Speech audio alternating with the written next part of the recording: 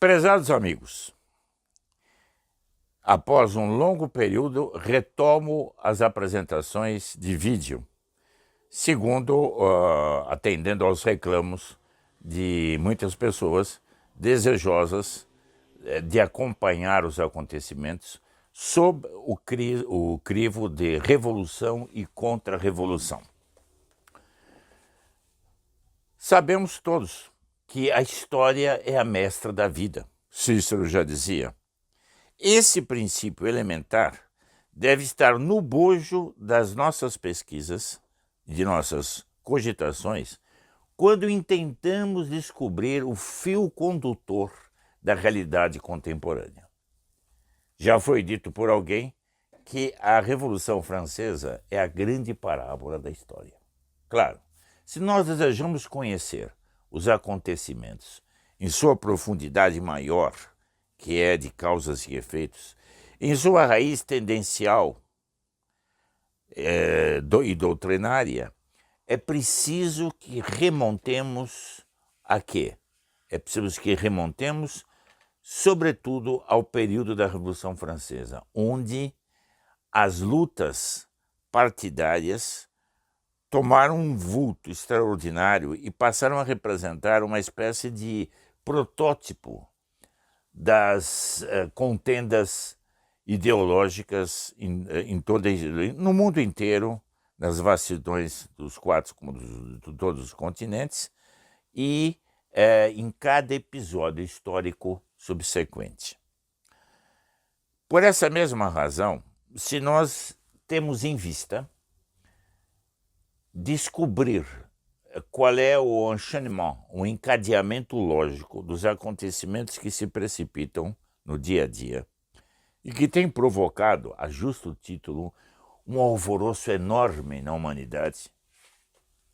Se nós desejamos, portanto, ter elementos claros e bem ordenados no sentido de desvendar o que se trama nos bastidores hoje e que poderá ser, eventualmente, o estupim de uma terceira guerra mundial, se esse é nosso anelo, é fundamental que recuemos um pouco. Não iremos hoje até a Revolução Francesa, mas nós nos deteremos numa pequena análise sobre a Primeira Guerra Mundial. Por que isso? Já tratei disso aqui inúmeras vezes e seria supérfluo e enfadonho repetir. Para evitar redundâncias e tautologias, eu me cinjo ao essencial. Não tivesse havido a Primeira Guerra Mundial, isso todos os especialistas dizem, é uma verdade acaciana, mas importa sempre lembrar, não é? Como diziam os franceses, ça va sans dire, mais pas mieux en disant, quer dizer, não seria preciso dizer, mas se dissermos é melhor, não é? A Segunda Guerra Mundial não teria ocorrido sem a Primeira. E os desdobramentos da Segunda Guerra Mundial, do pós-guerra, tem forte analogia com o que sucedeu no período entre-deux-guerres, quer dizer, entre a Primeira e a Segunda Guerra Mundial. Bom, nós então estamos analisando um período que vai, grosso modo, cobre 100 anos, 1914 a 2024, 110 anos. Analisemos então, muito rapidamente, o que se passou na Primeira Guerra Mundial e depois façamos um aceno para o que decorreu daí na Segunda Guerra Mundial. Episódios mais marcantes e episódios mais característicos, mas não apenas isso, nem sobretudo isso, e sim o desdobramento lógico que uniu os dois conflitos e que pode estar na gênese do terceiro. Ou seja, no momento em que estamos conversando, pode bem ser que o estupim de uma guerra de proporções indizíveis esteja a ponto de ser posto em marcha. Quer dizer, o estupim está aceso, está pronto, e nós não sabemos em que momento esse processo se desencadeará. Se é a hipótese. Por quê? A história é feita de conjecturas, de hipóteses, não de certezas. O espírito humano é conduzido pelas leis da história, leis teológicas, princípios teológicos e filosóficos, é levada a discernir entre as brumas do noticiário aquilo que pode redundar em algo de verdadeiramente definido e positivo. Desde há muito jovem ainda, eu me dedico a selecionar o noticiário internacional. Noticiário não só no campo político e temporal, mas no campo eclesiástico e a forciore no território nacional. Quer dizer, a revolução político-social, cultural, religiosa, que é o mais importante, e também no plano nacional. E é possível, então, por um largo período, analisando o transcorrer dos acontecimentos, é possível estabelecer uma linha que se desdobra. Ora de uma maneira mais definida, ora por meio de contornos incertos, em zigue-zagues, por vezes pavorosos e imprevisíveis, insuspeitados, mas que tendem para um fecho lógico. A primeira pergunta, que aliás seria uma objeção muito cheia de cabimento, que qualquer um poderia formular, seria o seguinte: será que os critérios lógicos ainda prevalecem hoje? É uma pergunta que tem toda a razão de ser. Postas as coisas como estão, diria um analista dos tempos clássicos, eu refiro-me assim, aos que observavam o rumo dos acontecimentos, seja no período entre-guerra, entre a Primeira e a Segunda Guerra Mundiais, ou imediatamente anteriores à Primeira Guerra, ou imediatamente posteriores à Segunda. Naqueles períodos conturbados e turbulentos, estabelecida uma causa, as consequências adivinham, eram deduzidas quase automaticamente, digamos assim. A conexão entre causa e efeito era muito mais categórica e muito mais previsível do que hoje. Vivemos nos dias atuais no reino da imprevisibilia, quer dizer, de constantes hipóteses que se entrechocam e parecem digladiar-se num vai e vem infindável e de conclusões cada vez mais incertas e vagas, indefinidas. Se nós nos ativermos às análises formuladas por especialistas no período que imediatamente antecedeu a Primeira Guerra Mundial, como também entre-guerra, quer dizer, a Primeira e a Segunda, ou no período pós-guerra, pós-Segunda Guerra Mundial, temos ocasião de verificar que a conexão entre causa e efeito era muito mais visível e muito mais terminante. Ou seja, estabelecidas certas causas, o rumo dos acontecimentos, até certo ponto, era bastante previsível, porque o fio condutor, baseado na lógica, desenrolava-se mais ou menos segundo as leis naturais. O mesmo não sucede hoje. Vivemos numa situação em que as previsões frequentemente se entrechocam em razão de hipóteses contrárias, em que há elementos bastante razoáveis para se acreditar, mas que entram em confronto visível com a mais elementar lógica e o mais rudimentar bom senso. Se analisarmos cada episódio da história contemporânea, veremos que isso se transformou praticamente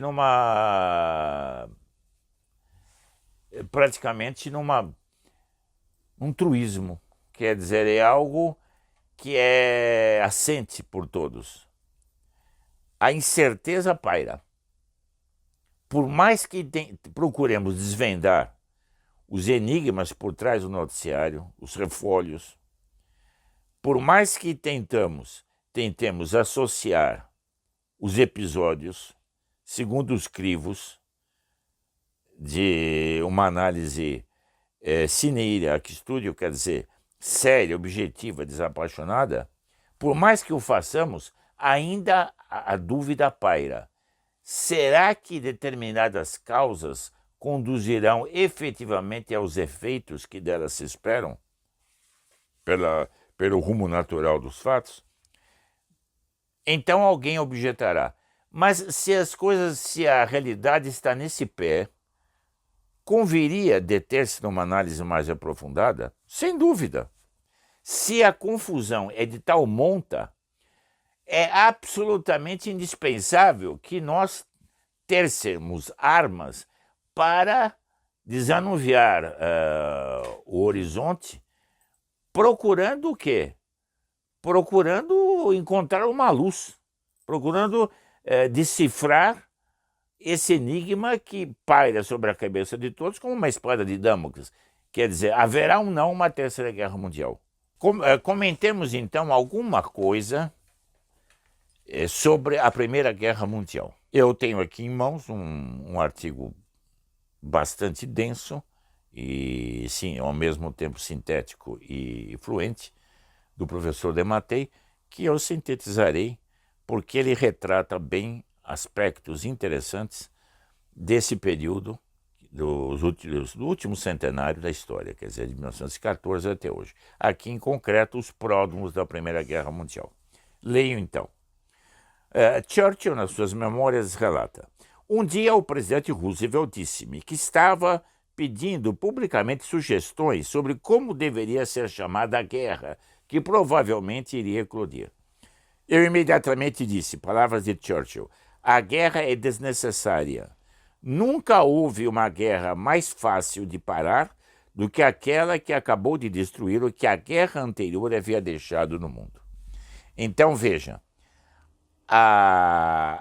as guerras, geralmente, como ensina a doutrina católica, e Nossa Senhora reafirmou isso em Fátima, são um castigo pelos pecados dos homens.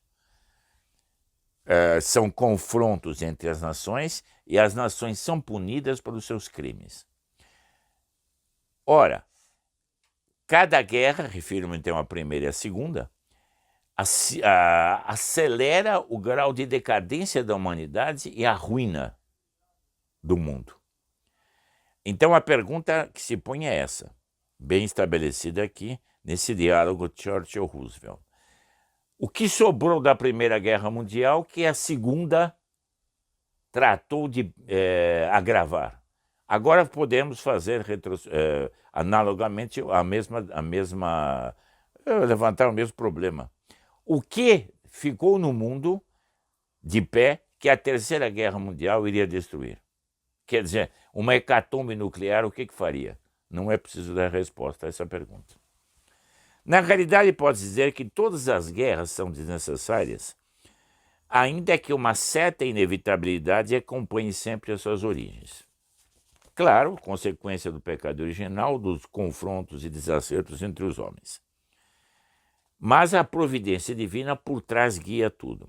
Foi isso que aconteceu no período de 1914 a 45, portanto, 3 décadas. Após a desastrosa Primeira Guerra Mundial, os vencedores impuseram aos vencidos uma paz que não era paz.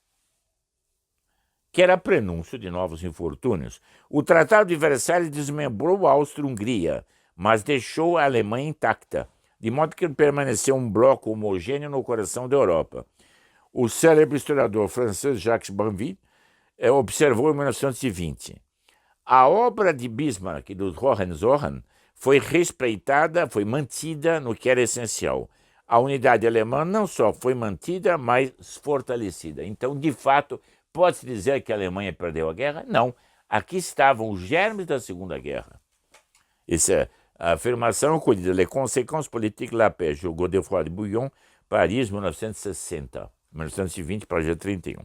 A Conferência de Paz de Paris consolidou uma Alemanha republicanizada, mas ao mesmo tempo humilhou-a, atribuindo-lhe inteira e exclusivamente a culpa pela agressão de agosto de 1914 e estabelecendo termos de paz draconianos.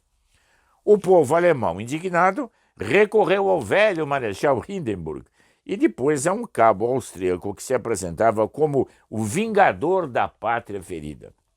Hitler, em Mein Kampf, resumiu seu programa na seguinte fórmula: ou a Alemanha se torna uma potência mundial ou desaparecerá por completo. Para se tornar uma potência mundial, a Alemanha, o que desejava fazer? Romper o que entendia ser o cerco dos inimigos e conquistar vários territórios no leste, estendendo a sua ação pelas províncias, pelos campos do mundo eslavo. Chegando ao poder, através das eleições regulares, em 1933, Hitler inaugurou o Terceiro Reich socialista. O que é o novo senhor da Alemanha pretendia impor à Europa? A afirmação da raça germânica como centro e núcleo e base fundamental da Europa, e reconstituir a unidade nacional às custas de outras nações. Para levar a cabo esses planos, ele levou em conta o quê? A acomodação, o espírito entreguista, pacifista do Ocidente. Os Estados Unidos abandonaram a Liga das Nações e o presidente democrata Franklin Delano Roosevelt adotou uma política externa de isolamento. Churchill observa: é difícil comparar a falta de julgamento do governo inglês com a fraqueza do governo francês, que, no entanto, refletiu a opinião dos seus parlamentos, de ambos os parlamentos, naquele período desastroso, entre-deux-guerres. Nem pode os Estados Unidos escapar à censura da história. Limitavam-se a acompanhar com espanto e surpresa as vastas mudanças que ocorriam na Europa, imaginando que não precisariam preocupar-se com isso. Quer dizer, lavando as mãos como Pilatos. Política isolacionista. Notem, prezados amigos, inicia-se proximamente o governo de Trump nos Estados Unidos. E essa nota isolacionista pode efetivamente retomar o ímpeto. E é isso que muito tememos. Depois de ter restabelecido o serviço militar obrigatório na Alemanha em 1935, em oposição às cláusulas de Versalhes, Hitler decretou em 1936 a remilitarização da Renânia, também proibida pelo Tratado de Paz. Sabemos muito bem, o famoso escritor americano William Shirer, seja na obra Ascensão e Queda do Terceiro Reich, são 4 volumes, ou na Queda da França, que são 3 volumes, esmiuçou muito bem esse processo de ruína psicológica do Ocidente. A guerra psicológica foi travada e o Ocidente perdeu. Quer dizer, por indolência, por complacência com o inimigo, por preguiça de lutar, e Clausewitz dizia muito isso na sua obra clássica sobre a guerra, para vencer, não é necessário, muitas vezes, derrotar o inimigo no campo de batalha, mas basta tirar dele a vontade de lutar.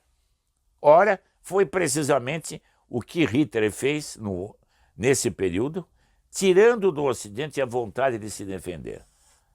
O Ocidente começou a ter dúvidas sobre a legitimidade de sua posição e foi cedendo, foi realizando concessões ao inimigo, segundo a velha derrotista fórmula ceder para não perder. Uma vez que Hitler foi autorizado a rearmar-se, todos os planos estavam postos para que ele desse um passo a seguir. O ano crucial depois de 1938 representou a anexação da Áustria, e Hitler proclamou também o direito à autodeterminação dos alemães incorporados na então República Tchecoslovaca. A Conferência de Munique, em 1938, notem bem, foi nesse período, nessa ocasião, que apareceu a aurora boreal, predita por Nossa Senhora em Fátima, que seria, então, o prenúncio da Segunda Guerra Mundial. O Acordo de Munique foi a tragédia total, porque a Alemanha ganhou a queda de braços, e Churchill teve esse comentário, referindo-se a Chamberlain e Daladier, que eram representantes da Inglaterra e da França, respectivamente. Tinhas a escolher entre a vergonha e a guerra. Escolhesses a vergonha e tereis a guerra. Exatamente o que aconteceu. Quer dizer, Chamberlain foi exaltado na volta para a Inglaterra como a pessoa que havia resgatado a paz e salvado o mundo, quando, na verdade, o mundo estava às vésperas da grande explosão. Então, depois da anexação dos Sudetos, em 15 de março de 1939, a Boêmia e a Morávia foram incorporadas ao Reich e a República Tchecoslovaca desapareceu. A Lituânia foi obrigada a devolver à Alemanha o território de Memel, que havia recebido o Tratado de Versailles, e Hitler denunciou também o pacto de não agressão com a Polônia e exigiu o regresso de Danzig. A Alemanha nazista concluiu um pacto de não agressão com a União Soviética e os episódios se desdobraram numa sequência. Hitler declarou que a Finlândia, a Estônia, a Letônia e a Polônia, até o Vístula, constituíam suas esferas de influência. Quem não vê um frisante paralelo disso com a política atual de Putin na Ucrânia? Já trataremos disso. A política externa soviética, então, como alemã, baseava-se no mito do cerco, quer dizer, ambas as potências afirmavam que, se não reagissem, seriam cercadas e aniquiladas. A mesma atitude que toma hoje Putin, dizendo que a NATO teria provocado um cerco na Rússia. Uma basófia indizível.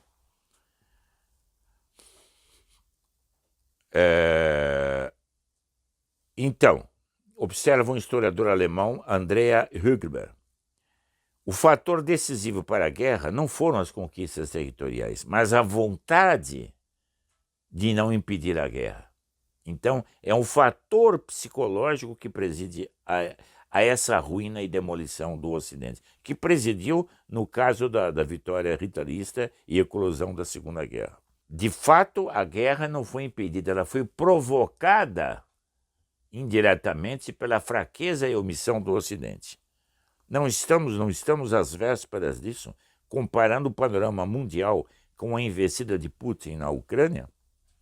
Hitler estava convencido de que nem a Inglaterra nem a França entrariam em liça para salvar a Polônia, mas isso não aconteceu. Bem, aí o que se deu foi que abrupta e repentinamente a guerra se tornou inevitável.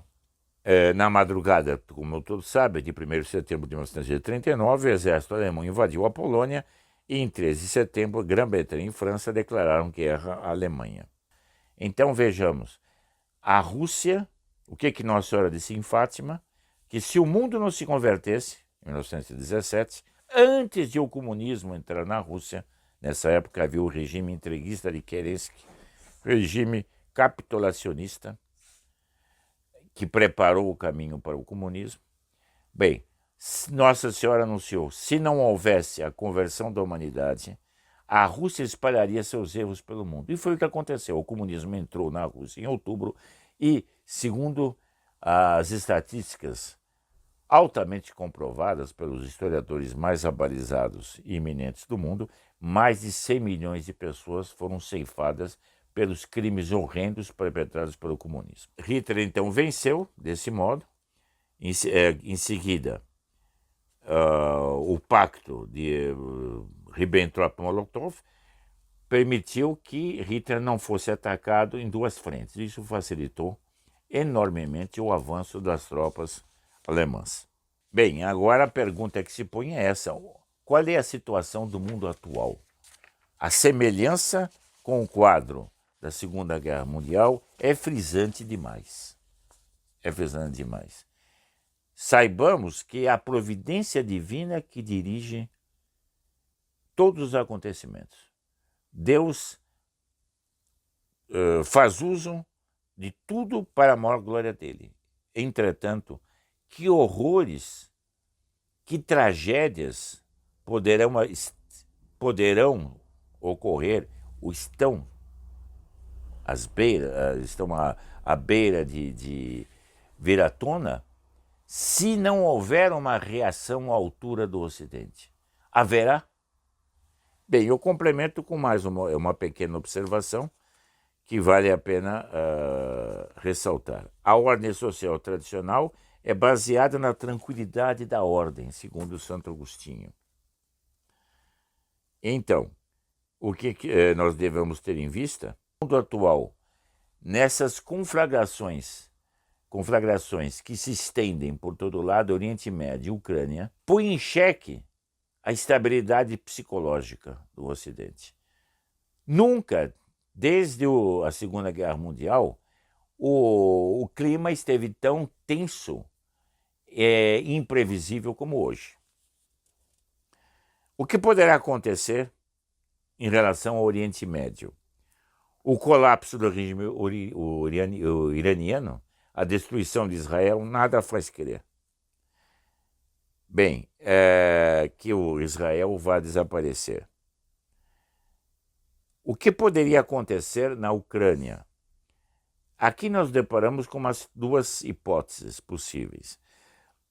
No primeiro caso, o vencedor das eleições, Trump, continuaria a oferecer armas para que a Ucrânia resista. E a imperícia, a inabilidade, a incompetência, a fraqueza do exército russo é de clamar aos céus. Nós podemos fazer aqui uma série de conferências sobre isso, baseadas em estrategistas militares, material que é veiculado em publicações especializadas e mesmo na imprensa em geral.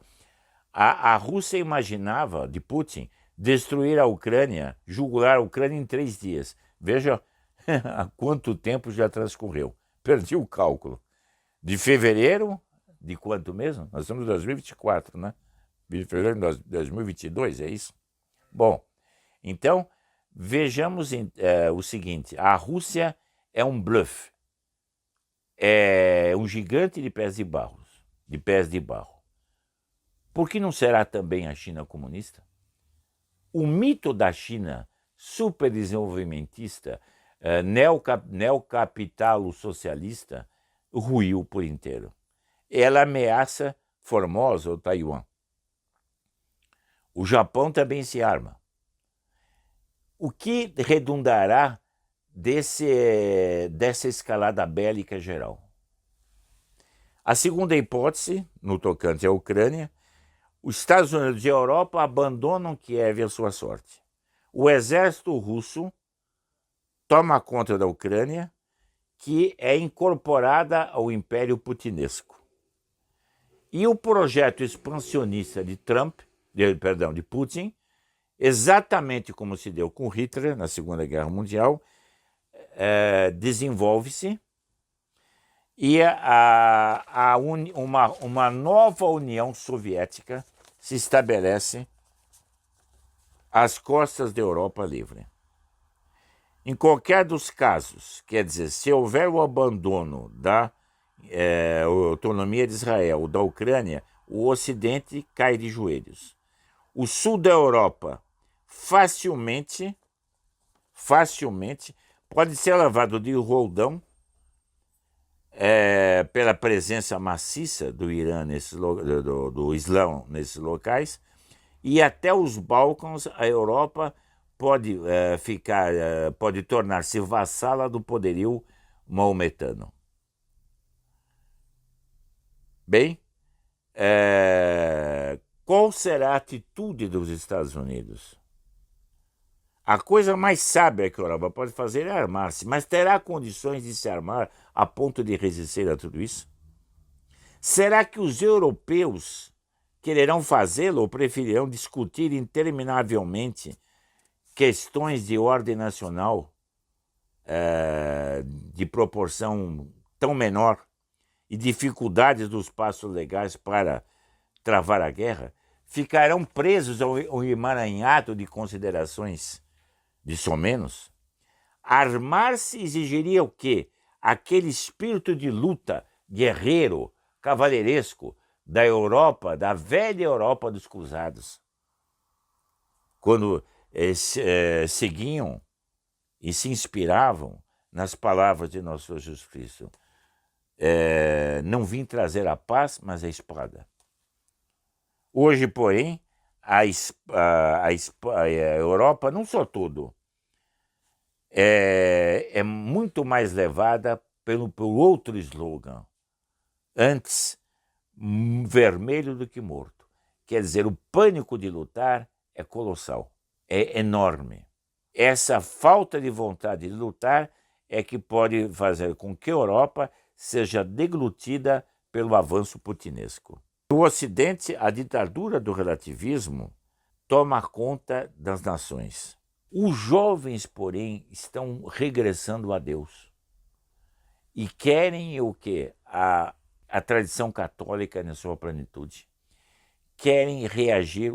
A senior parts, a porção mais saudável, a melhor porção dos jovens, querem sair desse círculo vicioso e empunhar a luta. Quem, entretanto, atenderá a esse apelo? Os que dirigem os acontecimentos, evidentemente, fazem de tudo para evitar que essa busca dos jovens pela doutrina e liturgia tradicionais tenha repercussão também no campo político com a vontade de lutar, com o ânimo guerreiro. Há uma incógnita aqui que precisa ser decifrada. Bem, no Ocidente, por mais corrupto que seja, ainda há liberdade e há a possibilidade de um regresso à civilização, levando em conta a época em que a Europa foi grande. Já São Pio X dizia, restauratio homini em Cristo. É possível restaurar a ordem se os países da Europa quiserem lutar. Desejarão fazê-lo? Os sinais não apontam para isso. Entretanto, generaliza-se verdadeiramente um início de pânico.